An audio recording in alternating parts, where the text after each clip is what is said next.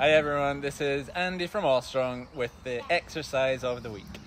So today we're going to do an ultra functional one that's also very effective for the whole body, whether or not you're trying to strengthen your upper body, your legs, literally your cardio system, your strength, everything can benefit from this squat. So it is basically going down into practically a sitting position up to full standing, but the important part that we're looking to do is make sure we're balanced, make sure we're nicely grounded, and make sure that we're engaging the correct muscles. So first part is our grounding, our stance. You want to have your legs, your feet hip width or slightly beyond. Now everyone's stance will be unique, so just play around, find out what works for you.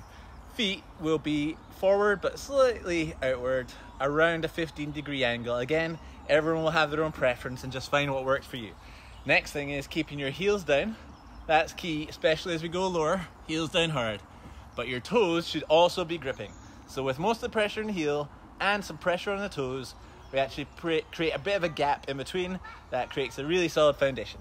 Okay, now we're in our stance. The next thing is movement. So imagine there is a seat behind you. Where there is a seat behind us, not directly below, but a little bit behind, we move our bum back, our hips back to meet it. So that's the way the movement of the squat starts, hips back. And then just as imagine that seat around parallel with your knees, all the way down. So that's parallel, my thighs, my legs, in line with the floor. Once you're there, push through the feet.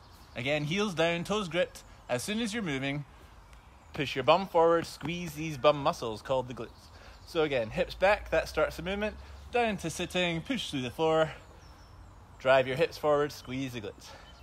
And that is the squat, guys. If you are doing the squat, I would go for building up to maybe 3 sets of 20 for body weight. If you're using weights, that's going to be less. If you don't have weights, again, the body weight squat's good. If you want to make it a little bit more challenging, work on the quads a bit more, you can slow down the downward movement. So the concentric is upwards, the eccentric is down.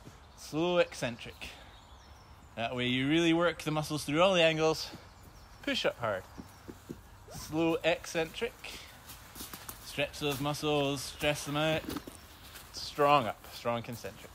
Okay, if you want to put more emphasis on the glutes, you can do a pulse at the bottom. So down to about parallel. Feeling in hamstrings, glutes.